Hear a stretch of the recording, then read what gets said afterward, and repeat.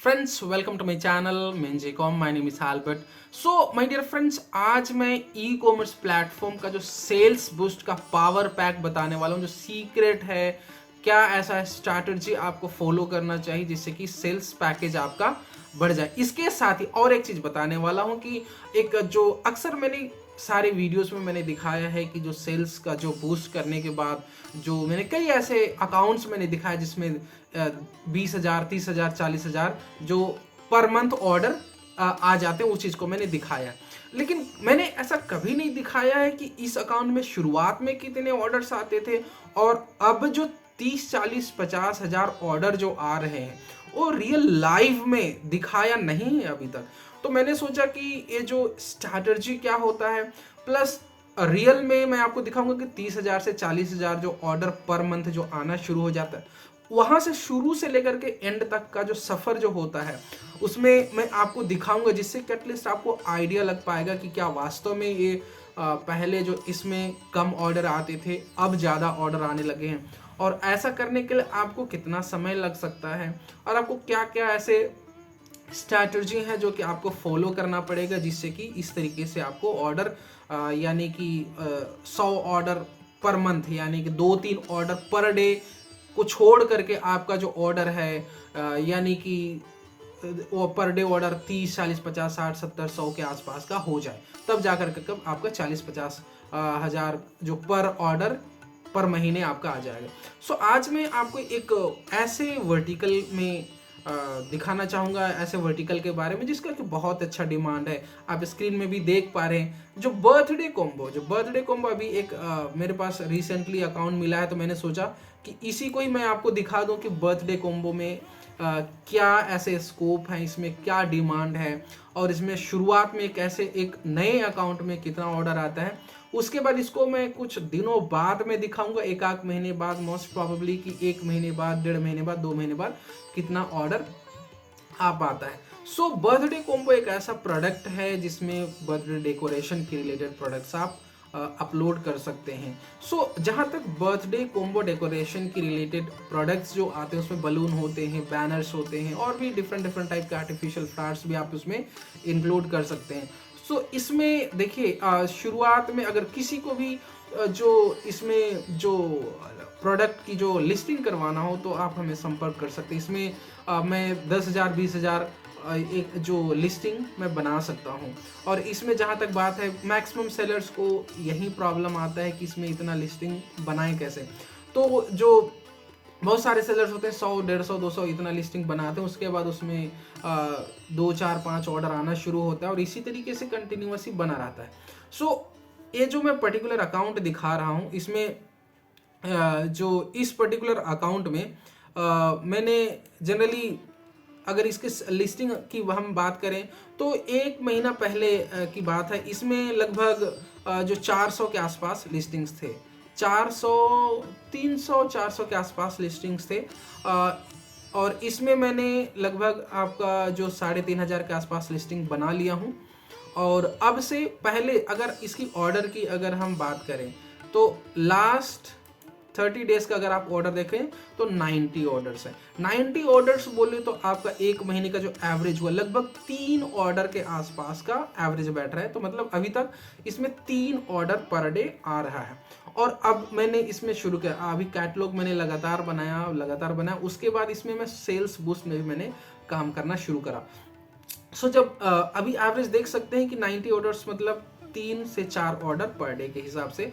और अब मैंने जो कैटलॉग बनाने के साथ ही सेल्स बूस्ट में भी काम करना शुरू किया है। तो इसमें देखिए, आज का ऑर्डर है, 5 ऑर्डर आ चुके हैं और 5 ऑर्डर पेंडिंग भी हैं।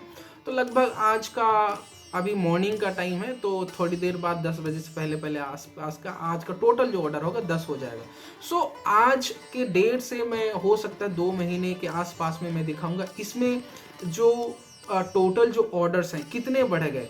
पहले जो 3 ऑर्डर था अब 5 से 10 के आसपास का आ गया। उसके बाद 2 महीने बाद, 1.5-2 महीने बाद मैं दिखाऊंगा कि इसमें कैसे आप जो अच्छा खासा ऑर्डर बढ़ा सकते हैं। ये आपका जो फॉर्मूला होता है उसको भी मैं बताऊंगा कि कैसे आप सेल्स बूस्ट कर सकते हैं। इसमें आपको हार्डवर्क करने की ज़रूरत है। अगर आप सोचते हैं कि 100 200 1000 500 लिस्टिंग अपलोड करने के बाद अगर आप सोचते हो कि ये जो लिस्टिंग है, ऑर्डर है, ऑटोमेटिकली बढ़ जाएगा, तो ऐसा जनरली नहीं होता। हर चीज़ में कंसिस्टेंसी की ज़रूरत होती है, हर चीज़ में आपको हार्डवर्क करने की ज़रूरत होता है, हार्डवर्क प्लस स्मार्ट वर्क दोनों की ज़रूरत होती है।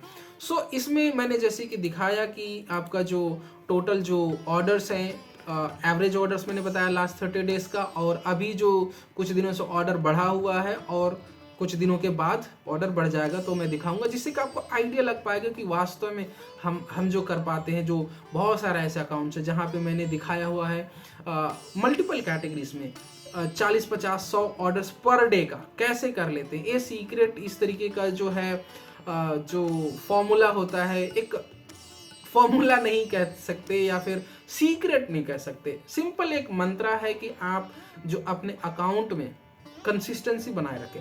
अब बात आती है कि कंसिस्टेंसी क्या रखें, तो कंसिस्टेंसी में अगर हम बात करें तो आपका जो है अकाउंट में हर समय एक्टिव रहें।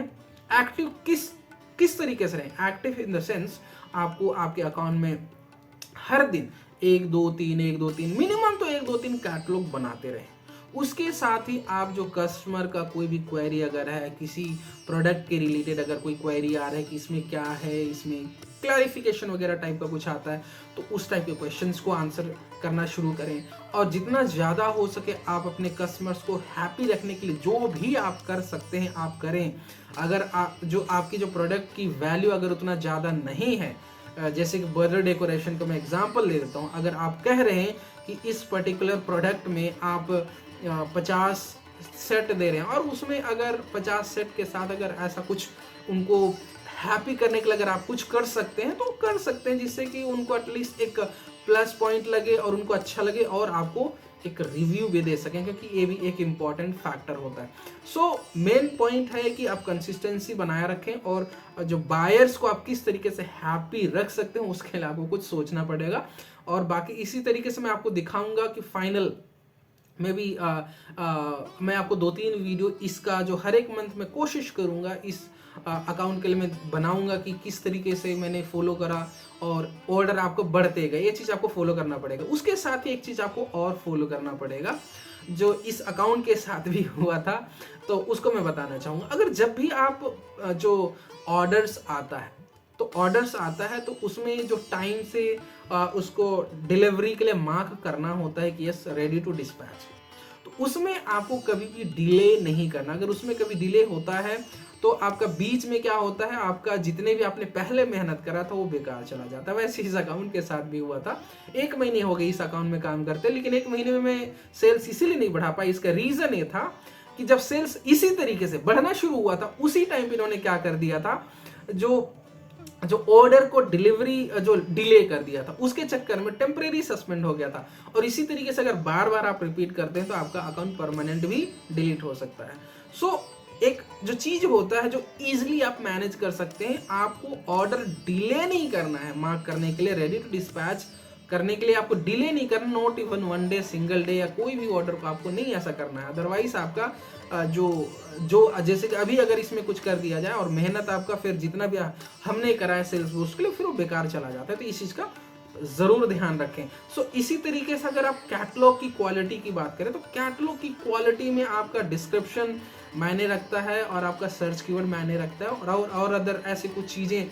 एक चीज़ मैं बताना चाहूँगा, जैसे कि जब भी आप कैटलॉग बनाते हैं तो कैटलॉग बनाते हैं तो एक सेक्शन होता है जहाँ पे गुड टू हैव एट्रीब्यूट बोलते हैं, मतलब जो मैंडेटरी नहीं होता उन एट्रीब्यूट्स को देना। तो अगर उन एट्रीब्यूट्स को अगर आप फिल नहीं करते हैं तो उस पर भी डेफिनेटली कैटलॉग की क्वालिटी पे इम्पैक्ट पड़ता है।